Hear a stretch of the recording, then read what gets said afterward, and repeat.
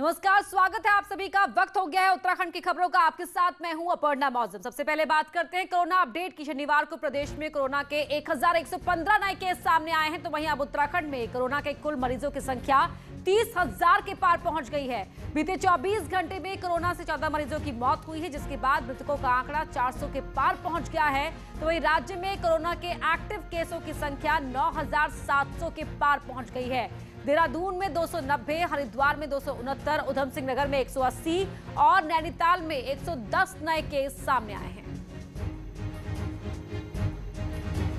वहीं उत्तराखंड के एक और विधायक को कोरोना हुआ है। कोरोना पॉजिटिव उनकी रिपोर्ट आई है। विधायक उमेश शर्मा क्राउ कोरोना संक्रमित मिले हैं। काऊ ने फेसबुक के जरिए ये जानकारी दी है। विधायक घर पर ही आइसोलेट है। अब तक 10 से ज्यादा विधायक कोरोना की चपेट में आ चुके हैं। तो विधायक उमेश काऊ को कोरोना हुआ है, होम आइसोलेशन पर ही हैं। 10 से ज्यादा विधायकों की अब तक रिपोर्ट कोरोना पॉजिटिव आई है। वहीं नैनीताल में आज कोरोना के 110 नए मामले सामने आए हैं। हैरानी की बात यह रही कि इसमें से 53 मामले नैनीताल जेल के हैं। 52 कैदियों में कोरोना की पुष्टि हुई है, तो एक जेल कर्मचारी भी कोरोना संक्रमित मिला है। कोरोना के मामले सामने आने के बाद जेल प्रशासन में हड़कंप मचा हुआ है, तो इन सभी कैदियों को जेल में ही आइसोलेट कर दिया गया है। वहीं नैनीताल जिला अस्पताल के सीएमएस ने कहा कि सभी को डॉक्टरों की देखरेख में रखा गया है। जिन लोगों को शहर में कोरोना की पुष्टि हुई है, उनके संपर्क में आने वाले लोगों को भी क्वारंटीन किया गया है। हम लोगों ने जेल प्रशासन से यही कहा है कि आप लोग इनको सबको अंदर ही जेल में ही रहने दें और क्वारंटीन कर देते हैं। और भी कैदी जेल में हैं, तो प्रशासन ने यही अपना डिसीजन लिया है कि इनको जेल के अंदर ही रखें और वहाँ पर मेडिकल फैसिलिटी जो भी होंगी वो प्रोवाइड करवाएंगे। पर्यटन को पूरी तरीके से खोल दिया गया है, लोग आ रहे हैं और जो कोरोना के मामले हैं वो एकदम तेजी से बढ़ रहे हैं। वो एक बड़ा संकेत नैनीताल को लेकर दे रहे हैं कि जिस तरह से लोगों की आवाजाही बढ़ रही है, उससे एक बड़ा खतरा अब नैनीताल के लिए बन गया है। वीरेंद्र बिष्ट, न्यूज 18 नैनीताल। अब बात देहरादून से आ रही एक बड़ी खबर की करते हैं। सरकार ने अब राज्य के बॉर्डर पर कोरोना टेस्ट का फैसला लिया है। कोरोना के लगातार बढ़ते मामलों के बाद ये फैसला लिया गया है। वहीं बिना टेस्ट रिपोर्ट आने वाले लोगों का टेस्ट बॉर्डर पर किया जाएगा। अगर आपने 72 घंटे पहले की टेस्ट रिपोर्ट भी दिखाई है, तो भी आपको प्रदेश में एंट्री मिल जाएगी।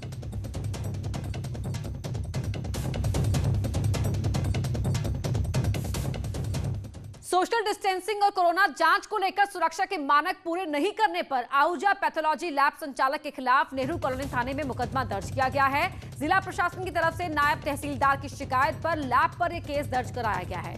आहूजा पैथोलॉजी में कोरोना की जांच कराने के लिए लोग पहुंच रहे हैं, लेकिन कोरोना से संक्रमण को लेकर भी पैथोलॉजी संचालक गंभीर नहीं मिले। और उस आधार पर उन्होंने एक एप्लीकेशन पुलिस को फॉरवर्ड किया, जिसमें 188 IPC और डिजास्टर मैनेजमेंट एक्ट की जो कंसर्निंग धाराएं हैं, उनके आधार पर FIR रजिस्टर की गई है, जो पैथोलॉजी के संचालक है उनके खिलाफ। उधम सिंह नगर में बाजपुर के एक निजी हॉस्पिटल की पार्किंग में खूब मारपीट हुई। यहां दो पक्षों के बीच खूब मारपीट हुई, जिसमें कई लोग जख्मी हो गए। जानकारी मिलते ही पुलिस टीम भी मौके पर पहुंची और समझाकर लोगों को मामले को शांत कराया गया। असल में बाजपुर के पांडे हॉस्पिटल में बनी पार्किंग में बीते दिनों एक युवक बाइक खड़ी करने आया था। पार्किंग कर्मचारी से इसका झगड़ा हुआ। अब वहां पर तो मामला शांत हो गया, लेकिन 2 दिन बाद बाइक सवार युवक अपने साथियों के साथ आया और पार्किंग कर्मचारी की पिटाई कर दी। इसके बाद दोनों ही पक्षों की तरफ से लाठी, डंडे और धारदार हथियार तक का इस्तेमाल किया गया और खूब मारपीट हुई। वहीं पुलिस का कहना है कि शिकायत आने पर कार्रवाई की जाएगी। पक्षों के बीच में समझौता भी हुआ, लेकिन वो विवाद जो है सुलझा नहीं और आज जो है दोनों पक्ष आमने सामने हो गए थे, जिस पर जो है शांति व्यवस्था भंग हो गई थी और कई थानों का पुलिस बल यहाँ पर बुलाया गया है और पुलिस बल मौके पे है। मुख्यमंत्री त्रिवेंद्र सिंह रावत आज पौड़ी के दौरे पर थे और यहां सीएम हंसिया पकड़कर खेत में धान काटने पहुंच गए थे। सीएम घड़ियाल में ग्रामीणों की खेती देखने पहुंचे थे और गांव वालों से ही हंसिया इस मौके पर मांग ली और खुद ही धान काटने लग गए। इस दौरान सीएम ने काफी देर तक गांव वालों से बात भी की। कोरोना काल में अन्य प्रदेशों से आने वालों को खेती में रोजगार देने पर लोगों की तारीफ भी की। सीएम ने बताया कि कृषि में उनकी हमेशा से ही खासी रुचि रही है। कहा कि उन्होंने पहले धान की कटाई खूब की है। देखिए, हम तो धान हमने खूब काटा है बचपन में, जब हम गांव में रहते थे, तो वो सब काम हमने किए हुए हैं जो बच्चे आजकल कर रहे हैं। मेरी भी बड़ी रुचि है कृषि और उद्यान में। आपदा को अवसर में बदलना जा सकता है वो चीज़ वहाँ पर देखने को मिली। वो वहाँ पर मिश्रित खेती कर रहे हैं, एक जो कि बहुत अच्छा मॉड्यूल है। राज्य में बनने वाली सरकारी बिल्डिंग अब पुरानी पारंपरिक भवन निर्माण शैली पर बनेगी और इसके लिए पहाड़ी पत्थर का ही इस्तेमाल होगा। पौड़ी में सीएम त्रिवेंद्र सिंह रावत ने आज ये ऐलान किया। पौड़ी के विकास भवन में समीक्षा बैठक के बाद उन्होंने ये बात कही। सीएम ने कहा कि कच्चे पत्थरों के साथ पुरानी पारंपरिक शैली लगभग खत्म होती जा रही है। साथ ही सीएम ने कहा कि जल्द ही इसे लेकर आदेश भी जारी किया जाएगा। इसमें और विचार कर रहे हैं कि जितने भी सरकारी भवन बन रहे हैं, मैंने अपने अधिकारी से कहा है कि उनमें हम जो हमारा ये पत्थर है लोकल, इस पत्थर का हम उसमें इस्तेमाल करें, उस पत्थर का इस्तेमाल करें। पत्थर का इस्तेमाल होगा तो जो हमारे कारीगर जो समाप्त हो गए, हमारी कला जो समाप्त हो गई, वो फिर एक बार उभर कर आए। यहाँ पर बहुत अच्छा काम किया है। मैं समझता हूँ कि कोविड के बावजूद अभी तक 50% बजट का इस्तेमाल यहाँ के जिले में किया है, जो कि एक बहुत अच्छी उपलब्धि है। चीन के साथ टेंशन बढ़ी हुई है क्योंकि चालाक चीन कभी भी बॉर्डर पर मुश्किल खड़ी कर सकता है। इसी को देखते हुए उत्तराखंड भी अलर्ट है।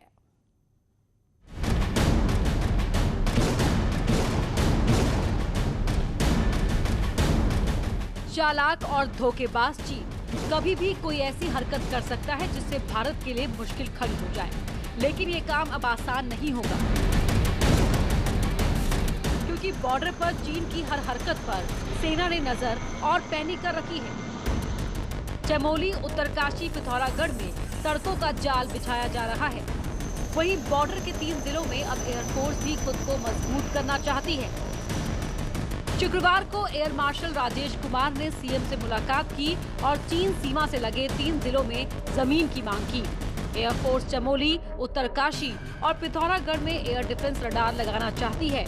बॉर्डर पर एडवांस लैंडिंग ग्राउंड भी बनाने को तैयार है, जिससे आसानी से हेलीकॉप्टर लैंड हो सके। सूत्रों का दावा है कि न सिर्फ एयरफोर्स बल्कि आर्मी भी अपने बेड़े को मजबूत करने के लिए जमीन चाहती है। वहीं सीएम त्रिवेंद्र रावत का कहना है कि राष्ट्रीय सुरक्षा सबसे बड़ी है, इसीलिए राज्य सरकार गंभीरता से काम कर रही है। हमारी जो सड़कें हैं, हमारी सेना के हिसाब से उनका डेवलपमेंट होना चाहिए। हमारी सैन्य शक्ति को हमको फ्रंट में रखना चाहिए, उनको ध्यान में रखते हुए अपनी सड़कों का निर्माण करना चाहिए। नेलांग, लवथल, माना, बाड़ाहोती, जोहार घाटी, व्यास घाटी वो इलाके हैं जहां चीन नजर गड़ाए बैठा है। डिफेंस एक्सपर्ट मानते हैं कि राज्य रहेगा तभी देश रहेगा, इसीलिए राज्य सरकार को हर जरूरी कदम उठाना चाहिए। ये सोच सही डायरेक्शन में है, ये इसमें तो कोई गुंजाइश ही नहीं है कुछ शक करने की। अपनी डिफेंस से ज्यादा बेहतर और क्या चीज इंपॉर्टेंट हो सकती है? मुख्यमंत्री जी का ये सोचना बिल्कुल सही है। उत्तराखंड का करीब 600 किलोमीटर इंटरनेशनल बॉर्डर है जो नेपाल और चीन से लगता है। ऐसे में सरकार, सेना और वायुसेना उत्तराखंड में इंफ्रास्ट्रक्चर को बेहतर बनाने में जुटे हुए हैं ताकि बॉर्डर पर चीन कोई नापाक हरकत न कर सके। न्यूज़ 18 के लिए देहरादून से दीपांकर भट्ट की रिपोर्ट। एयरफोर्स की सेंट्रल कमांड प्रमुख राजेश कुमार ने बद्रीनाथ धाम पहुंचकर भगवान बद्री विशाल के दर्शन किए। आज सुबह एयर मार्शल वायुसेना हेलीकॉप्टर के जरिए माड़ा हेलीपैड पहुंचे और फिर बद्रीनाथ धाम पहुंचकर बद्री विशाल के दर्शन किए। इसके बाद एयर मार्शल राजेश कुमार ने ब्रह्मकपाली शिला पहुंचकर अपने पूर्वजों के निमित्त भी पूजा की। बाद में उन्होंने जोशीमठ में सेना के कैंप में पहुंचकर जवानों से भी मुलाकात की।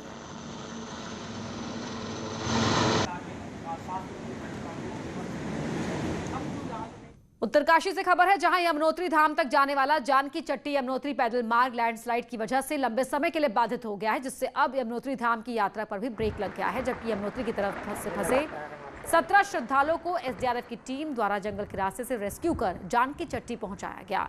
11 सितंबर को राम मंदिर के पास बनेली गार्ड में पहाड़ी से जबरदस्त चट्टानी मलबा गिरना शुरू हो गया था, जो अब तक जारी है।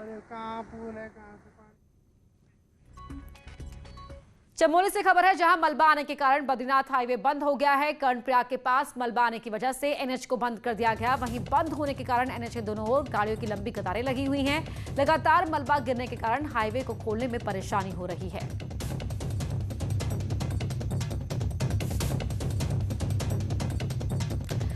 तस्वीरों में आप देख सकते हैं किस तरह से यहाँ पर मुसाफिर रुके हुए हैं। गाड़ियां, यहाँ पर गाड़ियों की लंबी कतारें लगी हुई हैं। पहाड़ से लगातार मलबा गिर रहा है, जिसकी वजह से यहाँ पर रास्ता बाधित हुआ है। दोनों ही तरफ गाड़ियों की लंबी लंबी कतारें लगी हुई हैं। यहां यात्रियों को खास तौर पर खासी परेशानियां हो रही हैं। और अब बात करते हैं उत्तराखंड कांग्रेस की। उत्तराखंड कांग्रेस ने बेरोजगारी के खिलाफ पूरे प्रदेश में धरना दिया। संगठन के 105 ब्लॉक में ये प्रोग्राम रखा गया था, जिसमें बेरोजगारी के खिलाफ कांग्रेस के कार्यकर्ताओं ने धरना दिया। देहरादून प्रदेश दफ्तर में प्रदेश अध्यक्ष प्रीतम सिंह धरने में बैठे और हरीश रावत ने अपने आवास पर उपवास किया। प्रीतम सिंह का कहना है कि ये धरना सांकेतिक है, लेकिन आने वाले दिनों में बेरोजगारी के खिलाफ कांग्रेस बड़ा आंदोलन करेगी। आज का चूंकि महानगर का आयोजन ये हमारे बहुत ही आज हमने सांकेतिक धरने के माध्यम से हर ब्लॉक स्तर पर ये दस्तक देने का काम किया। अगर सरकार नौजवान साथियों के परिप्रेक्ष्य में नहीं चेती तो हम एक बड़ा और व्यापक आंदोलन चलाने का काम करेंगे। कांग्रेस हाईकमान को शायद उत्तराखंड की चिंता नहीं है। ये बात इसलिए क्योंकि जिस कांग्रेस के प्रदेश प्रभारी राष्ट्रीय नेता रहे, साल 2017 की हार के बाद वो प्रभारी राज्यों से आने लगे, वो भी वो नाम जिनके लिए पहचान बनाने की चुनौती है। जो कांग्रेस कभी भारी भरकम बड़े चेहरों जैसे गुलाम नबी, मोतीलाल वोरा, सुशील कुमार शिंदे, अंबिका सोनी को इंचार्ज बनाती थी, उसने 2017 की हार के बाद पहले इलाहाबाद के अनुग्रह नारायण सिंह को जिम्मा सौंपा और अब दिल्ली के देवेंद्र यादव को जिम्मेदारी सौंपी है। यानी वो नाम और नेता जिनसे कोई परिचित नहीं है। वहीं इस बदलाव के कई राजनीतिक मायने निकाले जा रहे हैं। हालांकि नेता प्रतिपक्ष और कांग्रेस की वरिष्ठ नेता इंदिरा हृदयेश का कहना है कि पार्टी हर बदलाव के लिए तैयार है। उनको सौंप दिया गया, बदलाव से कोई खास फर्क नहीं पड़ता। उत्तराखंड में क्या बदलाव होना, यहाँ क्या है, एक अध्यक्ष और एक हम लीडर अपोजिशन है। 11 कुल विधायक है और अध्यक्ष भी रहेगा, यहाँ लीडर अपोजिशन भी रहेगा, तो बदलाव होकर क्रांति तो आ नहीं रही। वहीं नए प्रभारी देवेंद्र यादव के सामने 2022 की चुनौती है। संगठन को मजबूत करने से लेकर नेताओं को एक करना है, लेकिन 48 साल के देवेंद्र यादव, हरीश रावत, इंदिरा हृदयेश और प्रीतम सिंह को क्या समझा पाएंगे, ये बड़ा सवाल है। तो मेरे ऊपर, इंदिरा हृदयेश जी के ऊपर ये बड़ी जिम्मेदारी है कि हम देवेंद्र जी को इधर उधर से शक्ति संचित करके भी दे, ताकि देवेंद्र जो है अपने नाम के अनुरूप जो है कांग्रेस के लिए इंद्र साबित हों। हालांकि युवा कांग्रेस नेताओं को लगता है कि देवेंद्र यादव पार्टी में नई ऊर्जा भरेंगे, क्योंकि वो युवा हैं। देवेंद्र यादव जी पूर्व में यूथ कांग्रेस के हमारे महासचिव भी रहे हैं, युवा हैं, और मुझे उनसे पूरी आशा है कि वो युवाओं को भी साथ लेके चलेंगे और मेन कांग्रेस के लोगों को साथ लेके चलेंगे, क्योंकि उनको लंबा अनुभव है, 2 बार के विधायक रह चुके हैं और दिल्ली में बड़ा नाम है। साफ है, दिल्ली में हाईकमान उत्तराखंड को लेकर गंभीर नहीं दिखता, वो भी तब जब मुकाबला संगठन और मैनेजमेंट की माहिर बीजेपी से हो। न्यूज़ 18 के लिए देहरादून से दीपांकर भट्ट की रिपोर्ट। नैनीताल से बड़ी खबर है। पूर्व मुख्यमंत्रियों का बकाया मामले में राज्य के मुख्य सचिव ने हाईकोर्ट में जवाब दाखिल कर दिया है, जिसमें कहा गया है कि 3 पूर्व मुख्यमंत्री भगत सिंह कोश्यारी, बीसी खंडूड़ी और विजय बहुगुणा ने किराया जमा करा दिया है, तो वहीं पूर्व सीएम रमेश पोखरियाल निशंक का जवाब में नाम शामिल नहीं है। बता दें कि हाईकोर्ट ने बाजार भाव से किराया और दूसरी सुविधाओं का पैसा जमा करने का आदेश दिया था और पूर्व सीएम निशंक का नाम इस जवाब में शामिल नहीं है।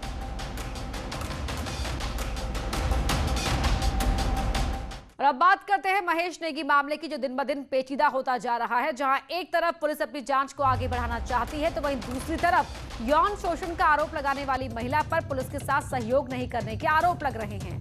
बताया जा रहा है कि बार बार बयान बदलने की वजह से पुलिस बयान का वीडियोग्राफी करवाना चाह रही थी, लेकिन महिला ने इससे इनकार कर दिया। और सूत्रों की माने तो महिला यौन शोषण मामले की जांच सीबीआई से करवाना चाह रही है, जिसके लिए वो जल्द ही कोर्ट में अपील भी कर सकती है। वहीं मामले पर एसएसपी अरुण मोहन जोशी ने बताया कि पुलिस पूरे मामले की निष्पक्ष जांच कर रही है और सभी तथ्यों पर काम किया जा रहा है। एसएसपी ने बताया कि जांच में सहयोग नहीं करने वालों पर कानूनी कार्रवाई भी की जाएगी। एक फोकस है कि जो पुलिस की इन्वेस्टिगेशन है वो फेयर होने के साथ साथ फेयर दिखे भी, इसलिए कहीं पर अगर इस तरह की बात आ रही है कि कोई स्टेटमेंट ठीक से रिकॉर्ड नहीं हो रहे हैं या कोई इस तरह की बात कह रहा है कि जो इसके स्टेटमेंट्स हैं वो पुलिस ने ठीक से रिकॉर्ड नहीं किए हैं, तो वहाँ पर इन्वेस्टिगेटिंग ऑफिसर को बताया गया है कि इमीडिएटली वहाँ पर स्टेटमेंट जो है वो वीडियोग्राफी की जाए उनकी, और जो वीडियोग्राफी में जो बातें आ रही हैं उस हिसाब से स्टेटमेंट रिकॉर्ड हो या इंश्योर कर लिया जाए। और जहाँ तक ये बात है कि अगर कोई इन्वेस्टिगेशन में कॉपरेट नहीं करता है तो इसकी एक लीगल प्रक्रिया है और वो इन्वेस्टिगेटिंग ऑफिसर को पता है कि उसमें क्या लीगल प्रक्रिया फॉलो की जाती है, तो उस हिसाब से आगे जो भी कोर्स ऑफ एक्शन रहेगा उस हिसाब से किया जाएगा। रुड़की नगर निगम में एक बार फिर पार्षदों ने मेयर के खिलाफ मोर्चा खोल दिया है। कुछ पार्षदों ने आज निगम के गेट पर नारेबाजी की और मेयर पर विकास विरोधी होने का आरोप लगाया और 6 करोड़ के टेंडर रद्द होने पर नाराजगी जताई है। तो वही मेयर का कहना है कि वही काम करेंगे जो शहर के हित में होगा। रुड़की में मेयर और पार्षदों में तालमेल नहीं होने से शहर में काम नहीं हो पा रहे हैं। पार्षद लगभग इकट्ठा हुए थे हम अपने विकास कार्य के लिए कि अभी पता चला कि मेयर साहब ने जो 6.5 करोड़ के टेंडर थे वे निरस्त कर दिए गए। अब हमने पता लगाया, उन्होंने कहा कुछ % बिलों पे गए हैं। कुछ % बिलों पे डालने के बाद इससे तो निगम का फायदा है, 40% बिलों पे गया है, किस पे गया, इसमें तो हमारा निगम का फायदा है। काम करने वाले पे ही आरोप लगते हैं, ये पुराना कहावत है। हम काम कर रहे हैं, हमें जनता ने जिम्मेदारी दी है, यहाँ पर बिठाया, तो किसी के कहने सुनने से कोई फर्क नहीं पड़ता। निश्चित रूप से जो न्याय संगत होगा, जो मुझे लगेगा कि वास्तव में निगम हित में है, जनहित में है, जनता के हित में है, वो काम मैं करूंगा। कॉर्बेट टाइगर रिजर्व में पर्यटकों के लिए राष्ट्रीय बाघ संरक्षण प्राधिकरण ने नए नियम लागू किए हैं, जिसके तहत अब बाघ देखने के लिए पर्यटकों को बाघ से आधा किलोमीटर दूर रहना होगा। इसके साथ ही पर्यटकों की 2 जिप्सियों के बीच भी आधा किलोमीटर का अंतर होना जरूरी है। इतना ही नहीं, इस नियम को तोड़ने वाले पर 25,000 का जुर्माना या उस पर्यटक जिप्सी को बैन करने की बात कही गई है। इस नियम को वन्य जीव प्रेमी अव्यवहारिक बता रहे हैं, तो वहीं कॉर्बेट प्रशासन भी ऐसे अव्यवहारिक फैसले से असमंजस में है। एक तो अव्यवहारिक है और कई दफ़े क्योंकि बाघ छुप कर रहने वाला जानवर है, वो हमारे सामने कब आ जाए, कहाँ से आ जाए, ये कहा नहीं जा सकता। तो इसमें जो एक प्रावधान है 25,000 रुपये का जुर्माना या फिर गाड़ी ड्राइवर जिप्सी को बैन करने का, ये पूर्ण रूप से गलत है। गाइडलाइन पिछले वर्ष आई थी, इस पे राज्य स्तर पर विचार किया जा रहा है और इसको कैसे इम्प्लीमेंट किया जाना है, इस पे जो भी फाइनल निर्णय होगा उसके अनुसार से कार्रवाई की जाएगी। और यहाँ रुक रहे एक छोटे से ब्रेक के लिए, जल्द लौटते हैं।